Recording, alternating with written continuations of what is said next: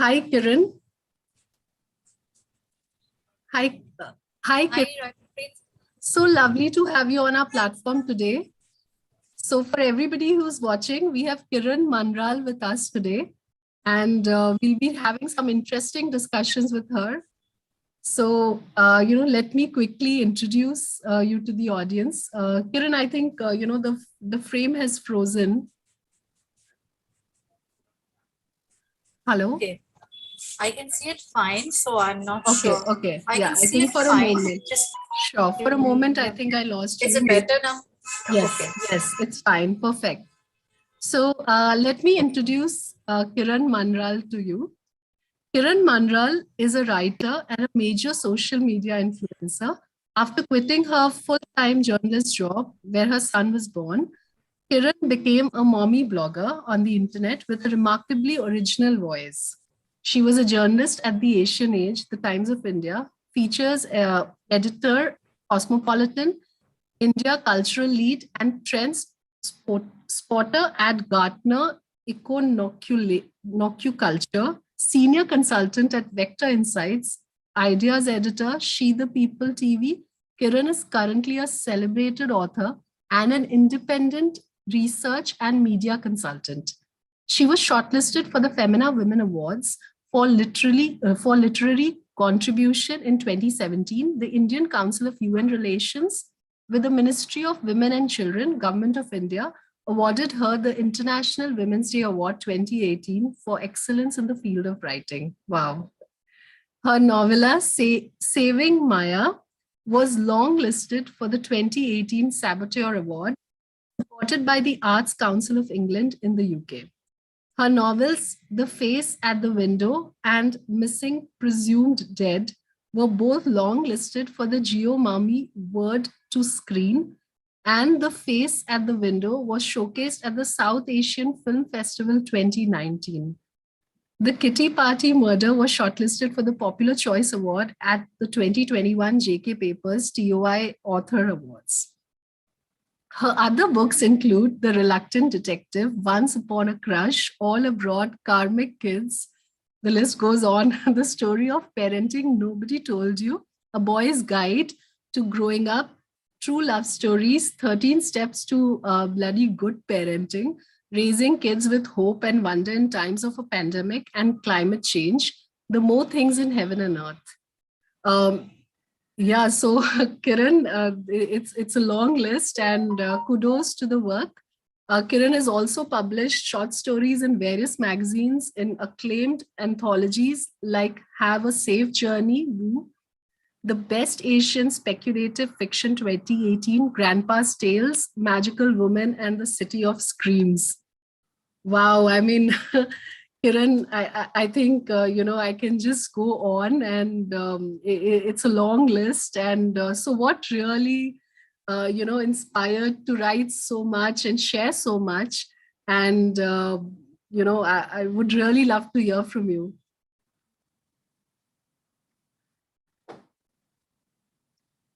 Kiran, I think. Unmute. Sorry. Yeah, I always forget to unmute. Apologies. So, thank you so much. And that was too long a bio. It gets a little embarrassing to hear that.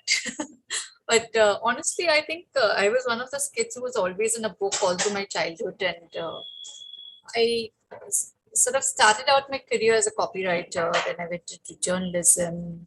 I was a content supplier. I set up a content supply firm during the very first dot-com boom of the 90s. No, it was the early 2000s. Yeah, the late 1990s, early 2000s. And from there, all the work that I did was generally writing and writing related. And when I stopped full-time work, I began blogging. Somewhere along the line, you get the itch and you have friends who say that you should write a book. So that's how I got on to writing a book. And of course, my mother always, Mitch Albom says behind every story is the story of your mother. So because she was like, when are you bringing your book out?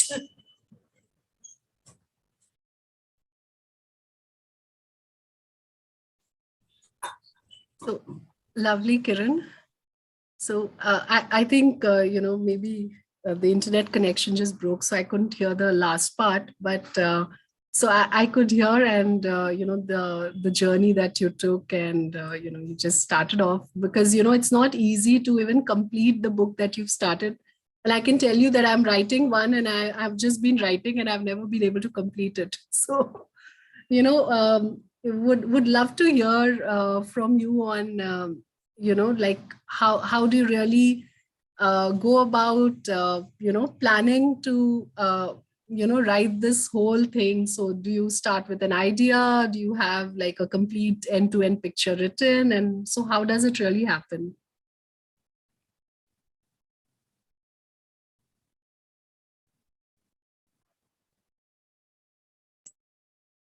Sorry. There are different kinds of books, Rajshri.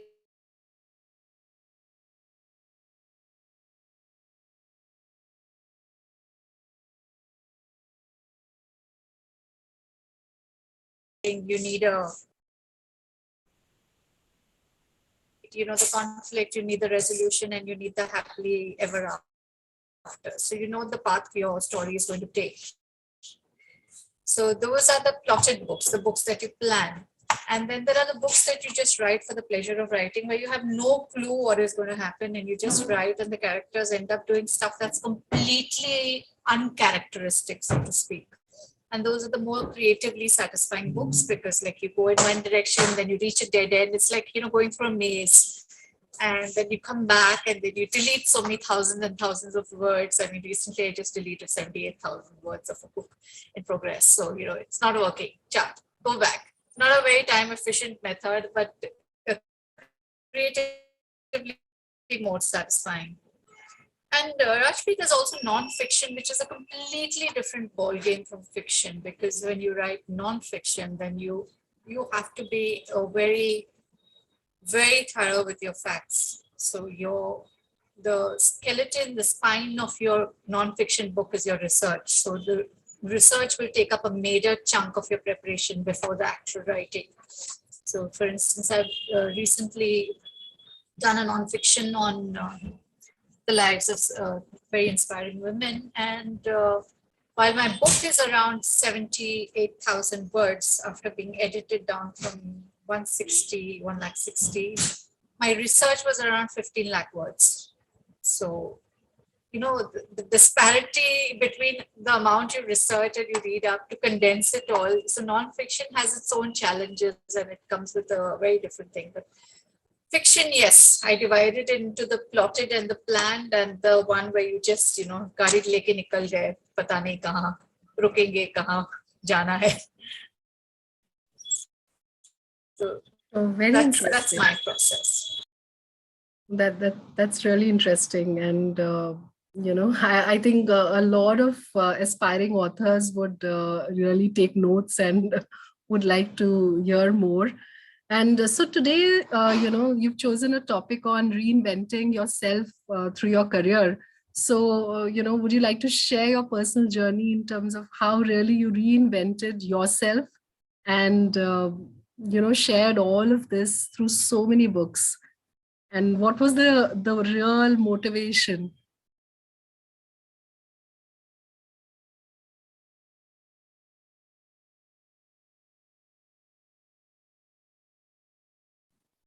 Kiran, I think you're on mute. So I should just unmute. Okay. So yesterday, someone put out a tweet about how people, aspiring writers these days, think it is essential to have an MFA to be published, Masters in Creative Writing. And she asked published writers to tell the readers their journey, and did they have an MFA. It's very interesting, this whole concept of having an MFA to be a published author came about very recently. And most of our best authors don't have MFAs. I don't have an MFA. I am not a master's in creative writing. I don't think many of ours are. I started out doing my graduation in English literature, which was like back in those days, if we have the time, like if you get a percentage, this is like 30, 40 years ago. So you get a percentage that is about distinction. I got, I think 83, if I'm not mistaken. And everybody at that point said, science major. And my mother was sweet enough to say, do what you want. I mean, she just, I think, said, do what you want. So I went and enrolled in arts. So 1 year for that entire week, okay, our house was like a mourning house because relatives and well-meaning friends would come and sit in front of my mother. क्यों arts लेने दिया, क्या future है arts में, इतना अच्छा percent तो science में हो जाता, आराम से हो जाता डॉक्टरी पर. Whether for good or bad, I know that I did not want to do maths again in my life. And I could not stick dissection in biology. So, English and books, and that was it. So I graduated in English. I enrolled for my MA. I never completed my MA. I don't know what happened just before the exams. I got a panic attack or something, and I thought I was not prepared. I didn't sit for my exams. I joined advertising as a copywriter.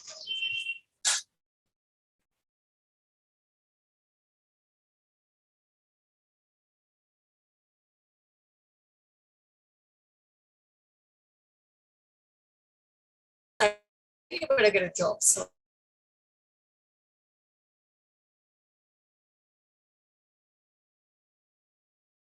when you didn't even have the term startup. I went on to the Wall Street Journal, which was business.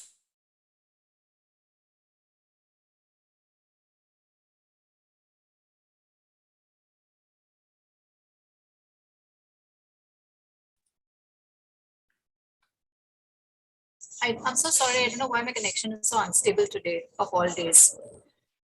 Can you hear me? Yes, now we can hear you. I can't So hear you. we heard till there that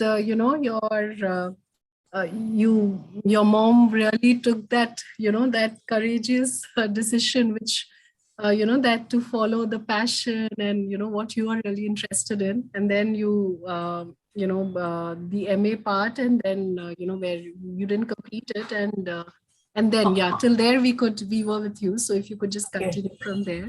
Sure. I'm just wondering why my net is unstable. I'm so sorry, Rajpreet. We have 3 broadbands we have in the house, but somehow my computer is catching the worst one today. No worries, no worries. That's Right. fine. Yeah. It's Please now continue, Kiran. Just yeah. So yeah, and I didn't give my MA exam.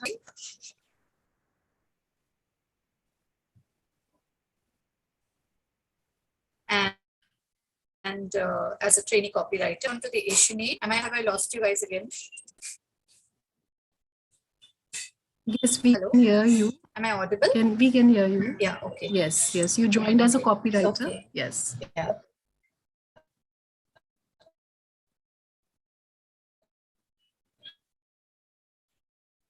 I think maybe temporarily switching off the video may help from a bandwidth perspective. Then hello, sorry. I can't. Yes. Kiran, maybe switching off the video for some time may just get the bandwidth back, and then you can come back on video. Okay, okay. One second, let me just close all my windows. Maybe that's causing a problem.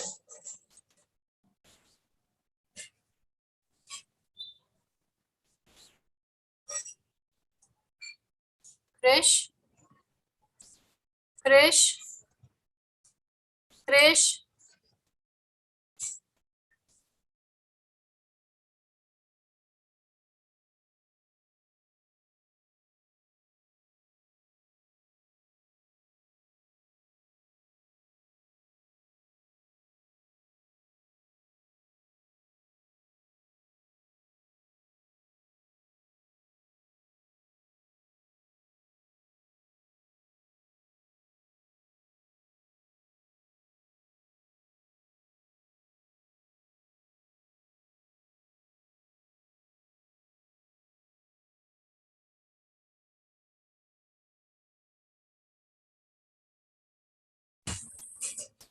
I don't.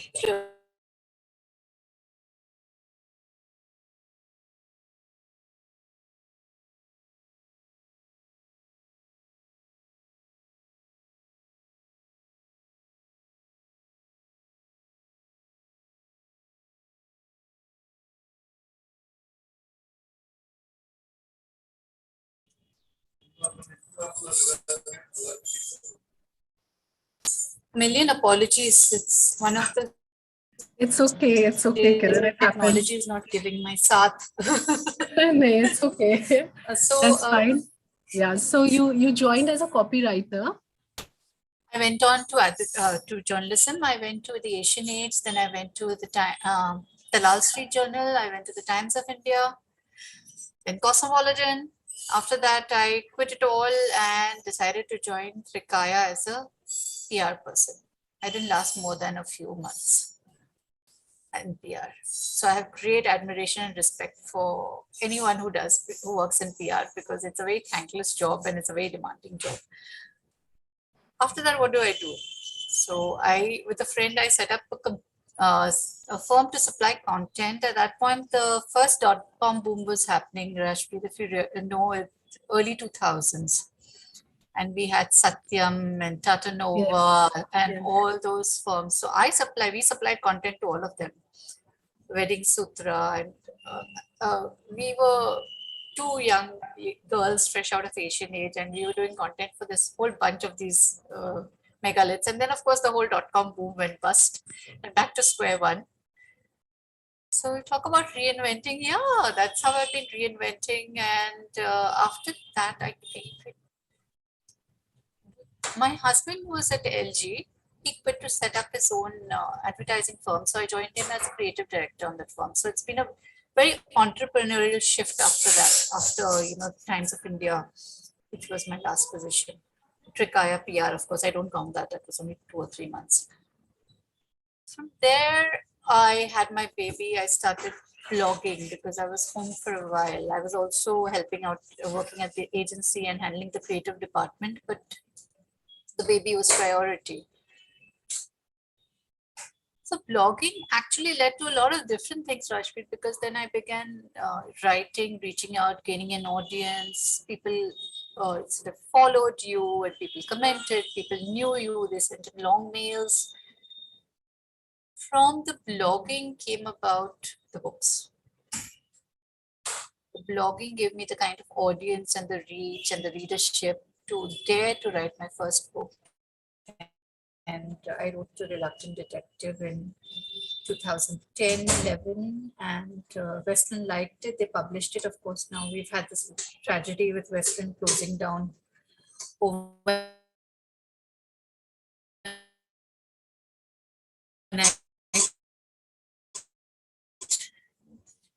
And that's how it all began. And through it all, I was at a loose. And once again, now what do? I don't want to do stock market and trading.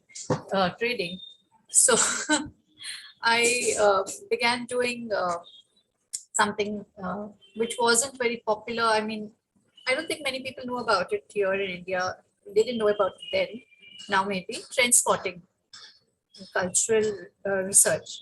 So I was working with a company called Gartner ICUNR Culture, which is a US-based company. I was the India lead for trend spotting and India cultural lead. I did that for a long time. Then I worked with Vector Insights, which is a qualitative research firm, for some time as a senior consultant. Then I worked with She the People as the ideas editor for the longest time. I put up many women writers festivals across the country. So my God, if I think about it, it's too much of I wouldn't advise anyone to keep changing it. Sure, I think a very interesting journey, and I think truly suitable to the topic, where you kept reinventing and you just kept going and took up all the challenges that came your way, and then gave it your best, and then took on and a very different journey. And I'm sure that it was a journey full of learning, and what has come out is all that we just read about in so many books. So are there any favorites or anything like that, any favorite book?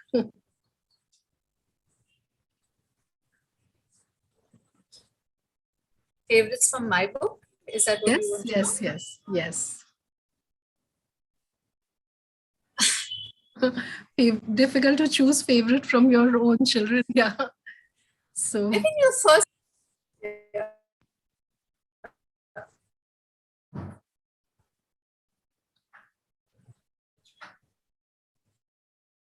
I think Yeah.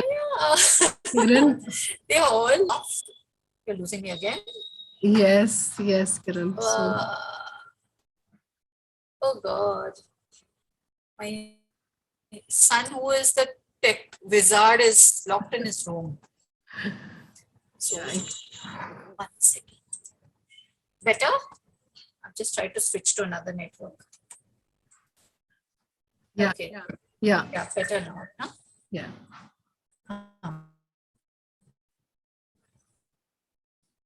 So, favorite, I think, after that, uh, I have a special place in my heart for The Face at the Window because it was my first venture into something different that was very noir, very literary fiction kind of writing. And my latest book, More Things in Heaven and Earth, which I think is very immodestly the best I've written so far. So Wow. I think these three are my So why don't you favorites, talk about your so to latest speak. book? But all your, sorry, I lost you. Kiran, so why don't you tell us about the latest book which you feel that is possibly the best so far? You asked me something about my latest book. Yes, yes. Tell, tell us about, sorry, I lost you there for a moment. Yeah, the latest book that you were talking about, the Heaven, the book. Yeah. Yeah, the title is More Things in Heaven and Earth, and it's a very spooky, kind of dark book. It's about a woman who loses her husband under very mysterious circumstances in an accident or something in Goa. And she's trying to get closure, to get, to resolve all, when somebody you love dies away from you, part of you can't really accept, that the person is gone. So she's trying to get away with that, from that sense of perhaps survivor's guilt or lack of closure. And the whole book is her journey through that grief. Also, the fact that her husband is not really ready to let her go. So I leave it at that. That's the spooky part of it. So the book is a Interesting. little scary. Sounds like a nice, a Bollywood movie also, interesting and, especially the suspense at which you paused would be interesting. It's very deep as well. So, the grief and we do read about it, in the mental health space that we are also in. And at times that entire grief and sadness can actually be the real healer for you. Sometimes, people say that maybe being sad is not that good, but yes, it does heal you. So I've been reading, some time back about this as well. So thanks for sharing, and I think it will be a really interesting read, and especially at the space at which you have paused. So, Kiran, we have some mothers also in our group. So, would we'll before we close, would like to hear about karmic kids. Some parenting tips that you would like to share.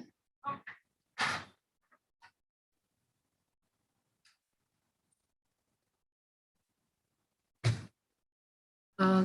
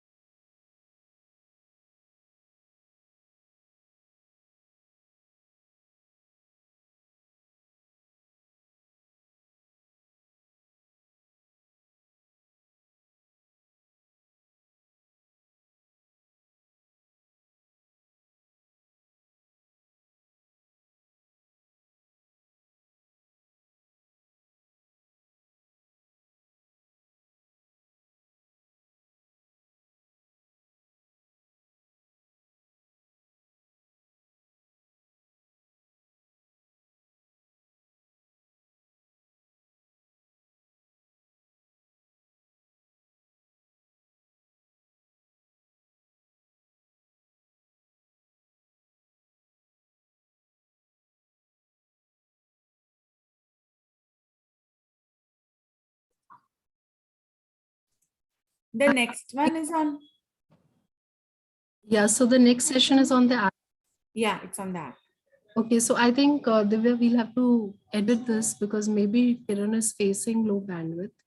Yeah. I think maybe anyways,